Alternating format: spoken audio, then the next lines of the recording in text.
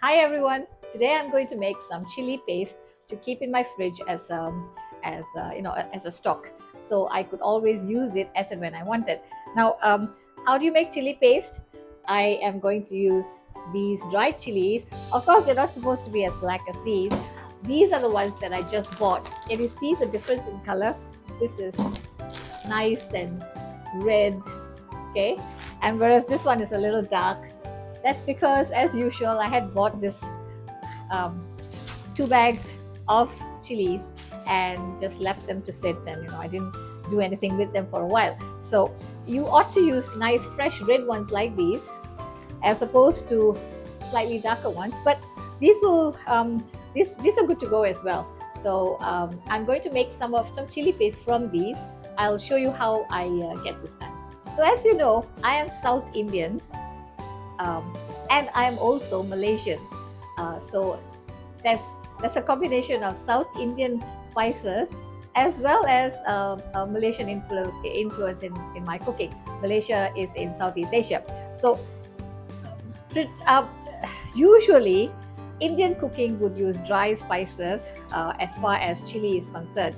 So we would use chili powder like this. And chili powder actually comes from this. So what they do is they would wash it, they would dry it, they would process it, then they would sift it and get the chili powders. The chili powder, which would look like this. So Indian cooking usually uses powders like this, so they're dry spices. I've never made chili powder before, but this year I am attempting to try a whole lot of things that I've not used. So in Southeast Asia and in Malaysia in particular, we use a lot of sambal in our cooking. And sambal is a condiment which the main ingredient would be chilies.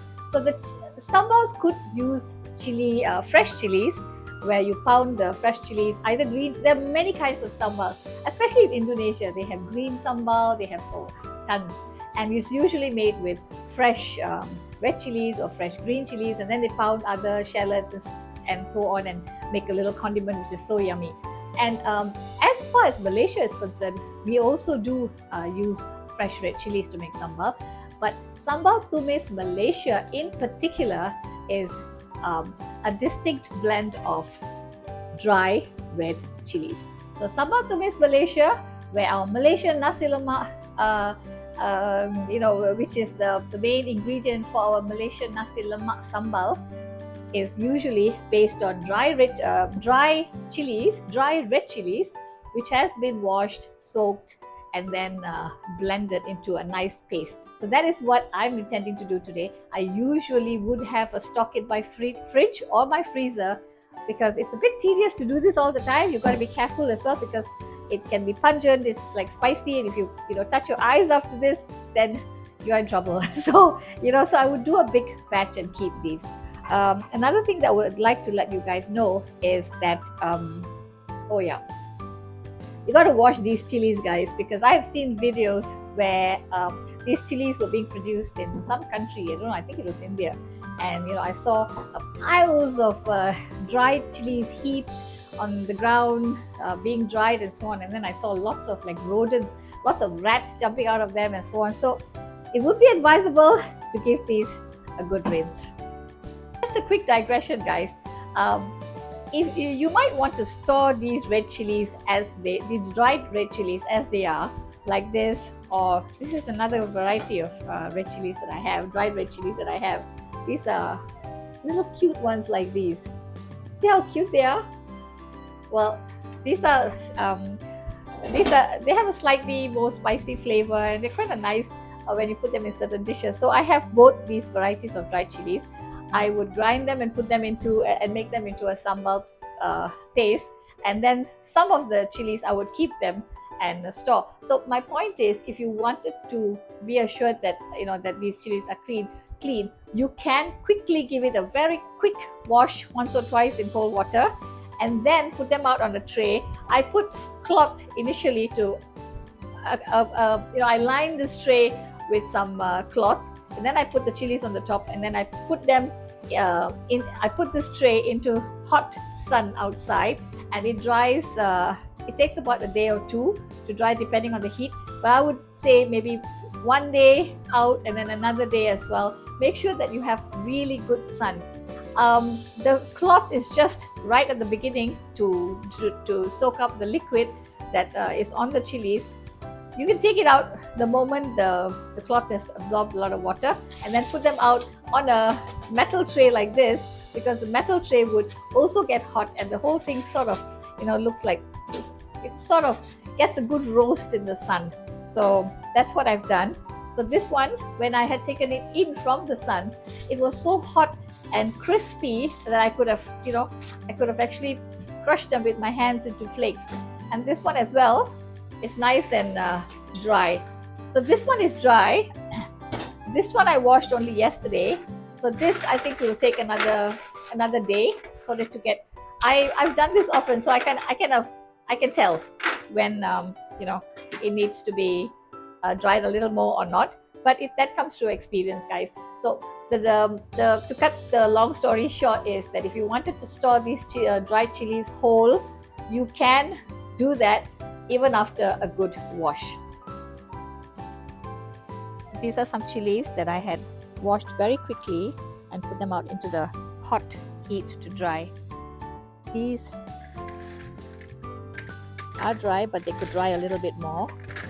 This one, you see, it's almost crispy. I could even crush them with my hands now, and they would become flakes. But that's how dry they are.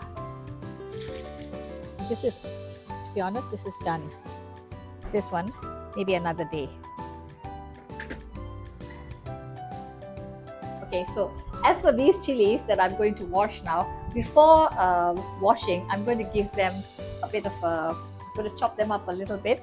You can take a few together like this, and just take a scissor and cut them up. And the reason for doing that is basically so when I wash, the seeds would also sort of come out with the liquid that I'm throwing off, because I don't want too much of seeds in my chili paste. One reason being that the chili paste would be a little bit bitter, and another reason is that the chili seeds make the paste really spicy. So I don't want the paste to be too spicy. So that's one of the reasons. And another thing that I would like to highlight is there are two different types of chilies over here. You see that this is like a flat one, and this is more wrinkled or crinkly. Okay, so there's a difference between these two. If I'm not mistaken, because I read the labels earlier, every time I read them and then I just forget all about it.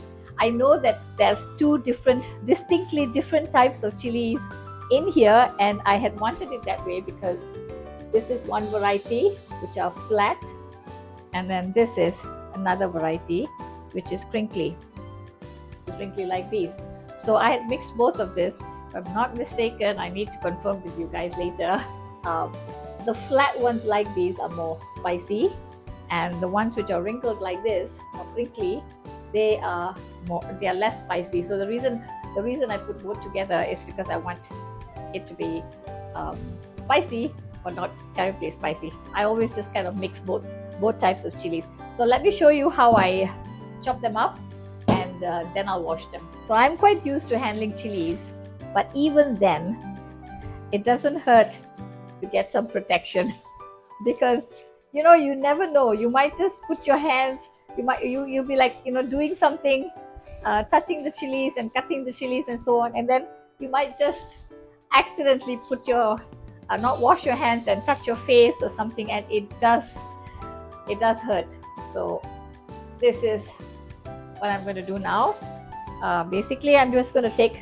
I'm not going to be like so particular about the size and so on. So I'm just going to take a whole bunch, and honestly, guys, I'm not someone with a lot of patience. Like my mom, she's very patient, not me. So I'm just going to do a whole lot like that. You see? So I'm just going to do lots at a time, and then give them a wash. So as you know, most of these chilies I've already removed the stalk, so this one you don't need. The stalk you don't need, But the tops like this, the tops on the top, that's fine. So I'm just going to take a whole lot and do the same thing. Okay. So I've now done most as fast as I could. After a while, I went to this. I was just like, doing it like that because I was losing patience. But anyway, most of it has been cut, and even now you'll be able to tell that when you move them. Just look at this, okay? When you move the tops from here onto this one, you will see that the seeds have sort of because when you do this, the seeds fall out of the chili, of the fruit. So you will see that the seeds sort of stay behind. Can you see that? Right at the bottom, you see the seeds are there. So I'm just going to take it on the top, and as you wash later, you will see a lot of seeds coming out as well.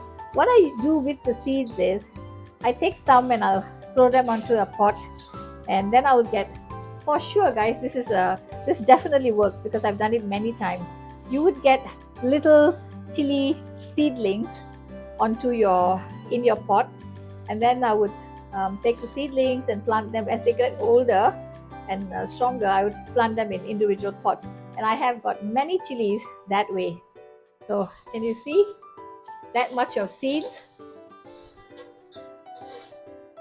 This is what happens when you actually I'm going to pick out all the chilies from there as well, but just to let you know, this is the main reason why I cut the chilies up. So by doing that, I would once again after washing, you would realize that a lot of seeds would have washed away. So that's how much of seeds I have. This chili, guys, you can actually also make chili flakes of your own. Not chili powder, but chili flakes. What you have to do is take these, wash them, dry them. Once they're completely dry, you can toast them in an empty pan. Just toast them a little bit to get the nice fragrance out, pungent fragrance out, and then you process it in a blender, and you would have your own chili flakes. So I'm going to wash them now.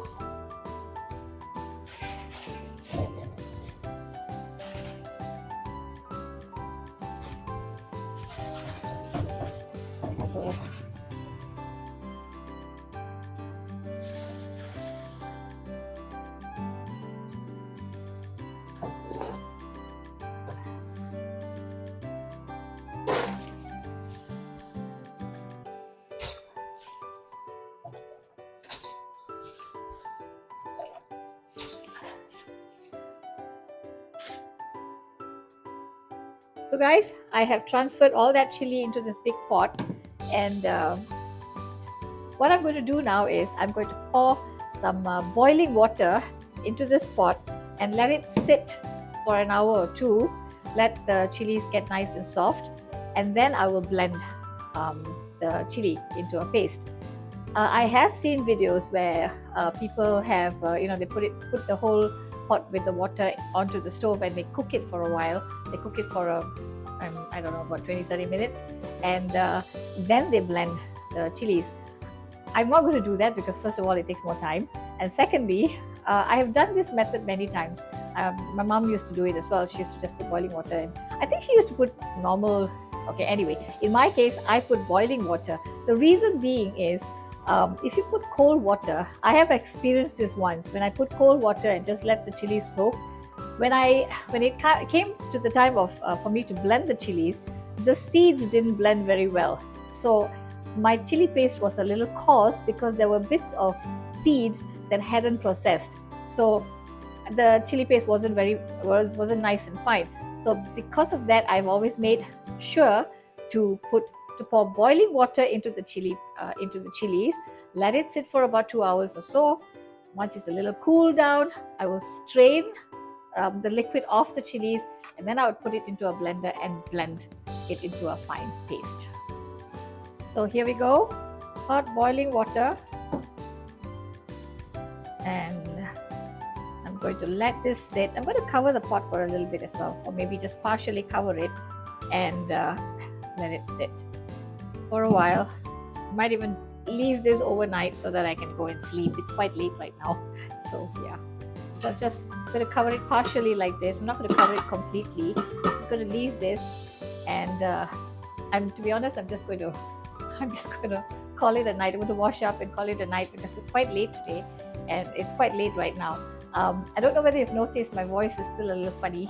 I really made an attempt to try to rest my voice because my laryngitis. I actually lost my voice twice this January. So today is the end of January. Right now it's the 30th of January, and I'm just hoping that I get back to get back full swing February onwards.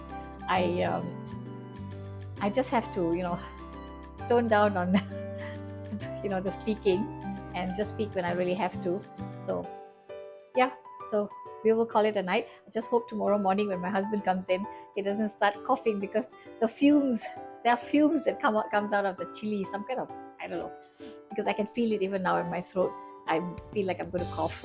So yeah, my husband is more sensitive to these things than I am.